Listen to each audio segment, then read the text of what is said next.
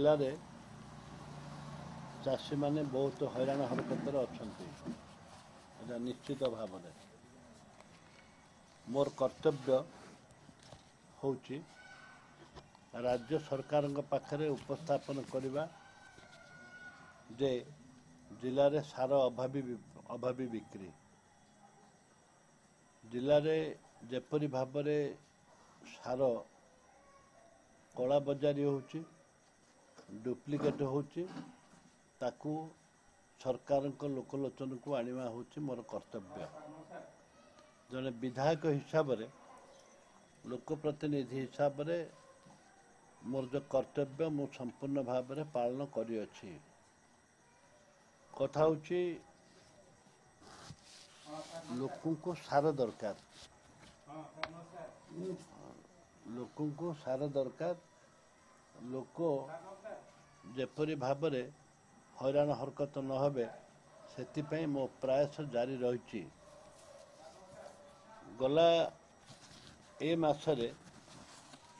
गला मासरे राज्य सरकार को जे कि चीफ एग्रीकल्चर अफसर तांको रिक्वायरमेंट केते सार दरकार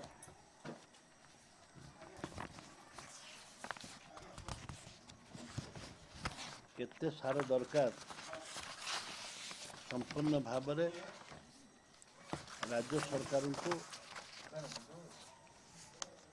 अवगत करा जायछि एतिकी सरकार को मासरे केते आवश्यकता रही सार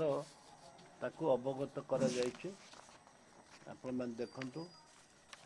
से हिसाब से राज्य सरकार सार दबा पाई तो के मना करना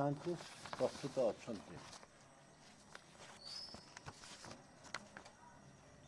प्रस्तुत अच्छा एवं ए परिप्रेक्षी रे घेराव करने क्या मना नहीं आम स्वागत करुँ घेराव करने क्या मना नहीं आम स्वागत करुँ आम क्या प्रोटेक्शन दवापाई सांबादिक सम्मेलन करा जाऊ नाही सांबादिक सम्मेलन कर उद्देश्य है जे मु माननीय मंत्री सांगे भी आलोचना करिछि केबी सिंह देव सहित आलोचना करिछि एवं ता सहित सरकार को अवगत करैछि आसंता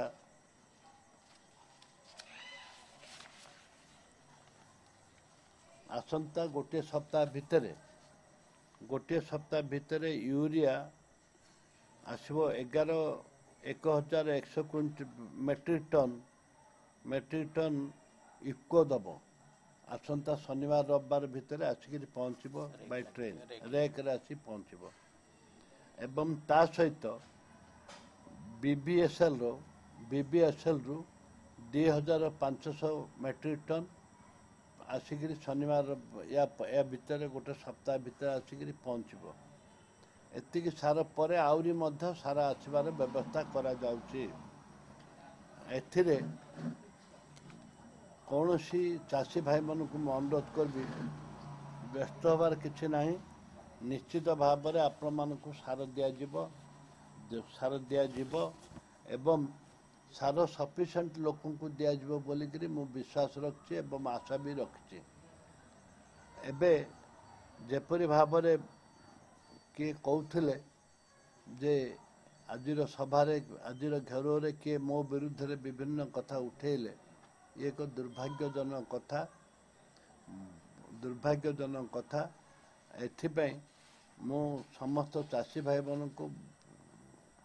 कहबाक चाहे जे आसंता दिन रे सार पाई मु निश्चय लागिछि एवं लागिबी भी एवं से हिसाब रे आज मु भी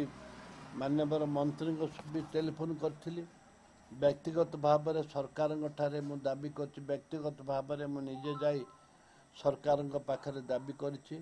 एवं गोटे बस्ता जन जन को गोटे गोटे बस्ता जो सार दौरान या जार 5 एकर 10 एकर अच्छी कि 3 एकर अच्छी गोटे बस्ता सार किछि नुह सामान्य माने किछि बोले किछि नुह से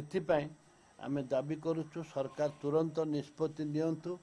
ଯେ ସମସ୍ତଙ୍କୁ ସାରା ଆବଶ୍ୟକତା ରହିଛି ଏବଂ କଳା ବଜାରୀ ବନ୍ଦ କରନ୍ତୁ। ଡୁପ୍ଲିକେଟ୍ ଯେଉଁ ପଟାସ ଅଛି ତାକୁ ତାକୁ 2 ଦିନ 3 ଦିନ ଭିତରେ ମୁଁ କଥା ହେଇଛି ଆମର ଚିଫ୍ ଏଗ୍ରିକଲଚର ଅଫିସରଙ୍କ ସହିତ। ତାକୁ ପ୍ରତ୍ୟେକ ଦୋକାନରୁ ସାର ଆଣିକି ତାକୁ ଟେଷ୍ଟ କରାଯାଉ ଡୁପ୍ଲିକେଟ୍ କି ଓରିଜିନାଲ।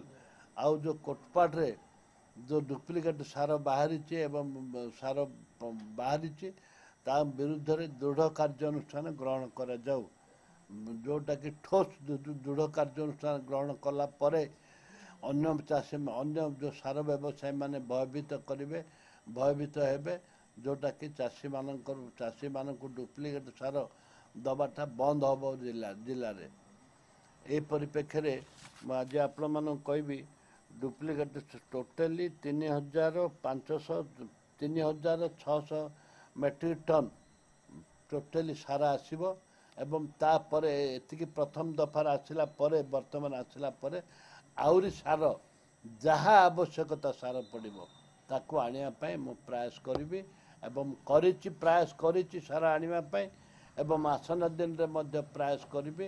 ଏତିକି ହେଉଛି ମୋର ନିବେଦନ ଚାଷୀ ଭାଇମାନଙ୍କୁ ଯେ ଯେଉଁ ଲୋକମାନେ ବିଭ୍ରାନ୍ତିକର କରିଥିବେ, ଆମେ କାଗଜ କଲମ ଠିକ୍ ନ କରିକିରି ଆମେ ଯଦି ଲୋକଙ୍କ ସରକାରଙ୍କ ପାଖରେ ଆମର ଦାବି ଉପସ୍ଥାପନ ନ କରିକିରି ଆମେ ଯଦି ଲୋକଙ୍କୁ ଚାଷୀମାନଙ୍କୁ